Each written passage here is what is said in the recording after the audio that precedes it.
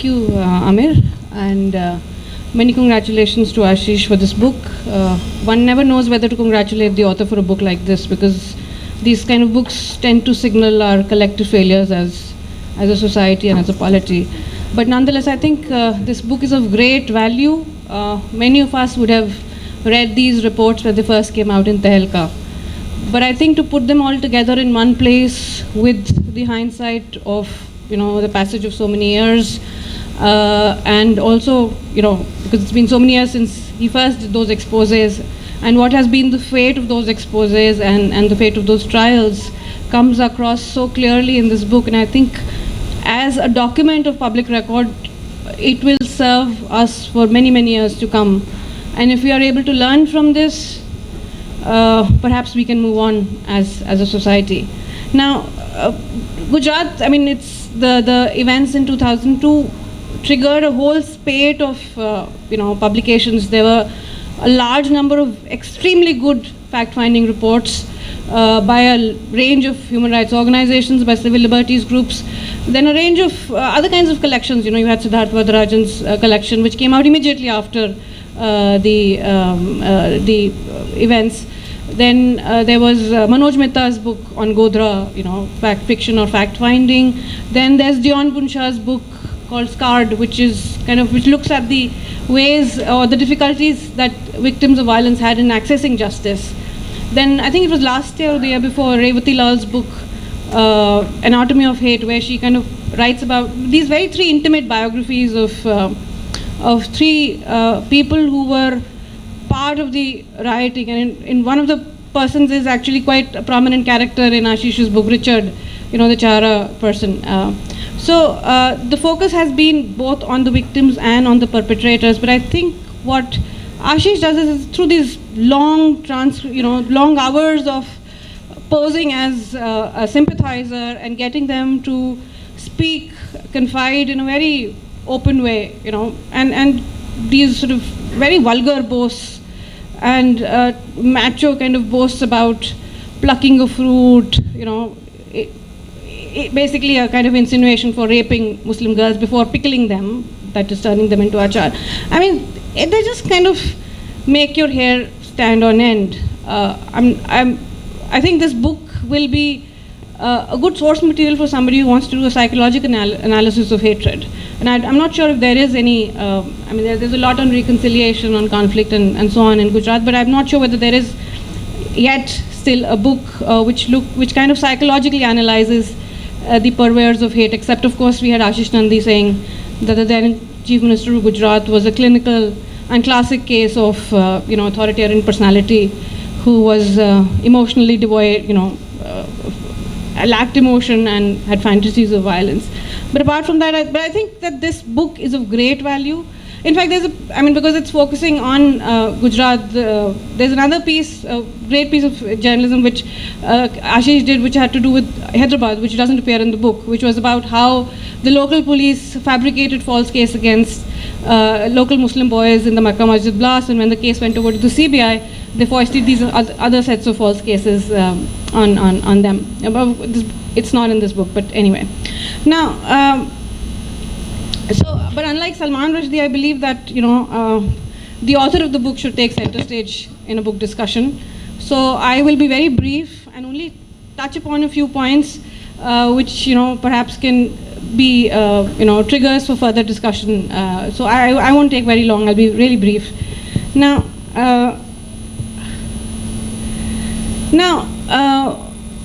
I think when you read through this book, the first question is, how do you make sense of what these people are saying? Where does this hatred come from? Where does this animus come from? This kind of visceral, it's almost like this great rage which cannot be controlled and which will sort of flow out in these spectacular moments of violence. Now, whether it's Gujarat 2002, whether it's Muzaffarnagar 2013, or Delhi last year.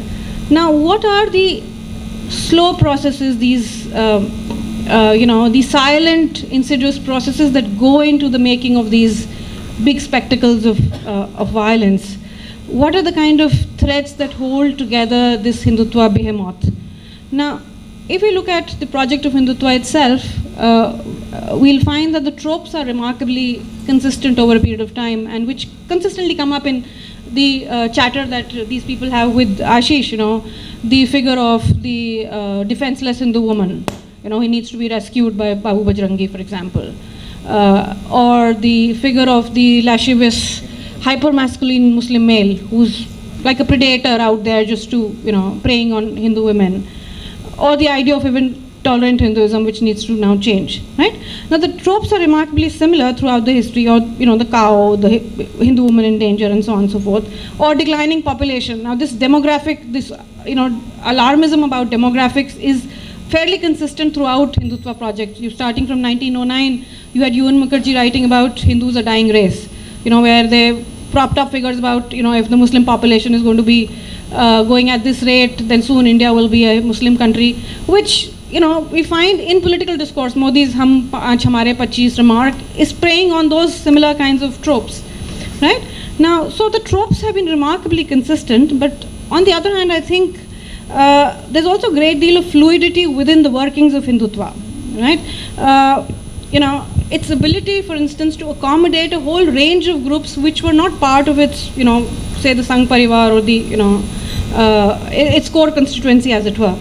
Now, for example, this fellow called Richard, who appears in, this partially handicapped person who appears in Khaitan's narrative here, and who's probably one of the, I think, there couldn't be a worse specimen of human existence, I think, than this guy, who really revels in the rapes and the murders he's committed, and the way he's committed them. So he comes from a caste which was previously designated as a criminal caste. Now, our common sense would tell us that, the subalterns would be with more progressive sort of politics, but we find that in 2002, it were these marginal or subaltern castes, and even tribes in the Dangs that we saw, that who were incorporated into the Hindutva project, and they really became the stormtroopers of the violence, at least, right? So the Chahara's alleged proclivity for violence becomes the way in which they are subsumed into the Hindutva project. Now, often we tend to think of Hindutva simply as a political project, and our focus is naturally on defeating this or that particular person, or wishing fervently, that this person would disappear, right?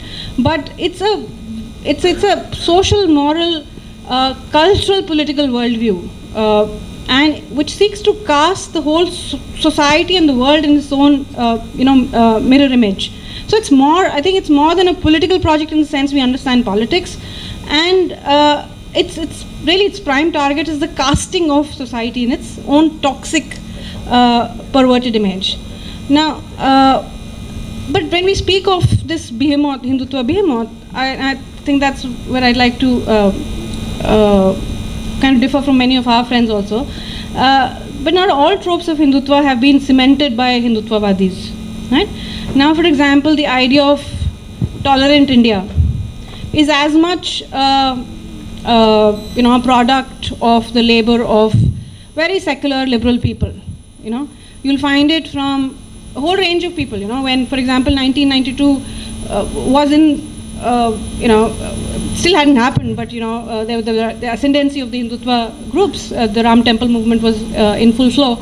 T.N. Madan wrote this piece called, that secularism is bound to fail in India, and then it's a failed project, and that we need to do something else, right? And Nandi wrote this anti-secularist manifesto saying that, you have reserves of folk tradition or reserves of folk religion which could counter rising hate. That there was something fundamentally wrong with secularism, which was alien, it was external, it had been imposed, and the Indian elites were sort of at a great distance from Indian masses, and therefore they could not understand that, what religion meant for people. So from there, then you also have people like Amartya Sen who write about, the argumentative Indian, that India has always been this land of tolerant, argumentative Indians, that we've always argued and have, 100 schools of thought have flourished and so on. To Shashi Tharoor, of course, who is at great pains always to show the liberal, sort of roots of Hinduism. So I don't think we will be able to defeat the project of Hindutva by simply making this distinction between a liberal, good Hinduism versus a bad political Hindutva. Not that there is no difference between Hinduism and Hindutva, there is of course, but it is not the absence of violence in one and the presence of violence in another. And we often fail to not understand the religiosity that also lies at the heart of the Hindutva project. Now, also what this whole, one of the things that connects or normalizes this kind of thinking without necessarily being Hindutva is this whole idea of Hindu universalism. This idea, and a whole range of people. I'm a sociologist. I know many sociologists. For a long time, Indian sociology was Hindu sociology. We didn't study anything else but, Hinduism, right? But you also had a large number of sociologists, especially writing in the post, independence era, talking about this great unity of the Indian society, but also kind of juxtaposing India naturally with Hinduism. So it becomes a kind of, there is a kind of normalization of India as Hindu, which we find in a range of academic writings, not necessarily right-wing, but it has normalized this idea of India as essentially Hindu, and it is this essential Hinduness which grants it its essential tolerance. Now, so for example, what Ashish shows in his book, the kind of institutionalized prejudice that we find in the courtrooms, the way in which he's a bad Hindu for having, done these exposés, of course, right? But what we find is whether it's the courtrooms, whether it is the police, whether it is, what have you, the bureaucracy, everything. The kind of institutionalized prejudice is not something which was overnight. It is a slow process of cementing of this idea of India as a Hindu nation. There's Akshay Mukul's book on Gita Press, where he talks about, it's an excellent book also, and where he talks about how Gita Press played a role in, the idea of public Hinduism and in cementing all of these tropes that we were, speaking about. And Gita Press was something that the Indian Army in the 1960s was looking towards for procuring copies of the Gita, right?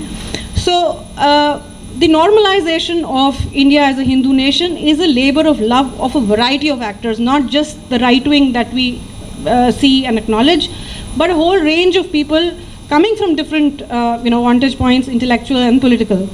Now, for example, in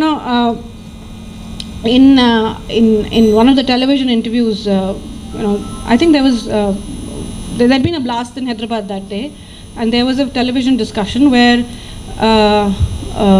there was a former, very senior police officer. So we were having discussion outside the studio.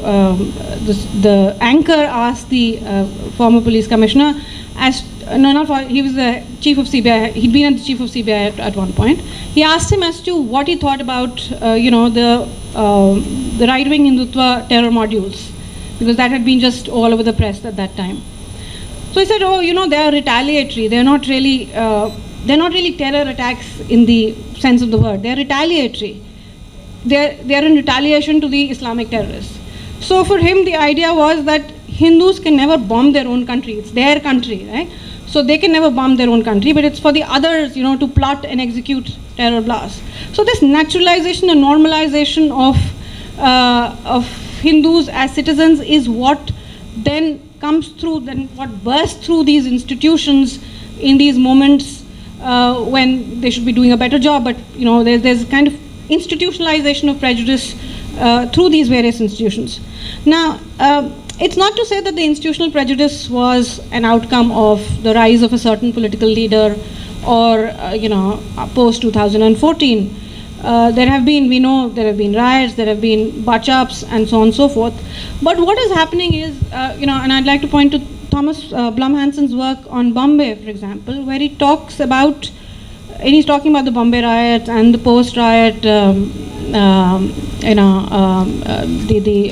trials and so on, the Sri Krishna Commission report and the sittings. He sat through the Sri Krishna Commission reports and so on.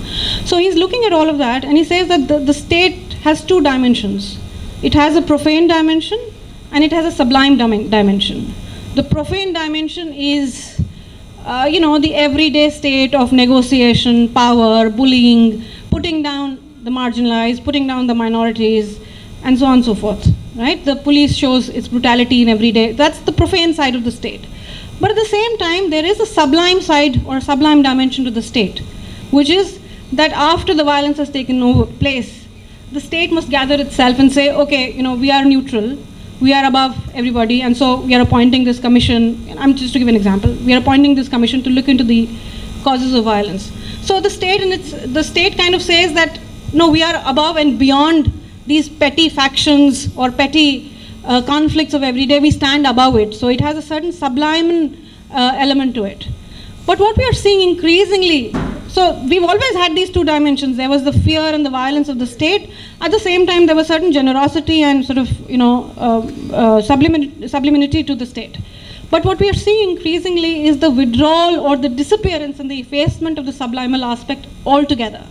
What we are faced with is just brute power of the state, with the generosity having faded away altogether. And this is, of course, not for everybody, but for a class. Yes, the state is brutal towards almost everybody, if it's possible, but especially for certain classes of people, certain categories of people, the subliminal aspect of state has completely disappeared, and what we are left with is just an empty shell, where the state can only terrorize through its laws like the Love Jihad Ordinance, through cow slaughter laws. So you have a great deal of complicity between the perpetrator on the road and the state institutions. So now I think there were several other points, but I'll just come to the point that Ashish was mentioning towards the end as to how do we counter it. And this is a question that is always unsatisfactory to answer, and it's very difficult to think through. But I think it's also part of our failure to develop a mass movement for civil liberties or human rights. We've just failed. We've had lone rangers, we've had people like Ashish, we've had people like Harsh Mandar, and so on. But I think now we are far beyond a situation where we can rely on individuals and their courage. We need a more greater idea of collectivity, and till that happens, I think there is very little hope for us. On that depressing note, I think I'll just stop. Thank you.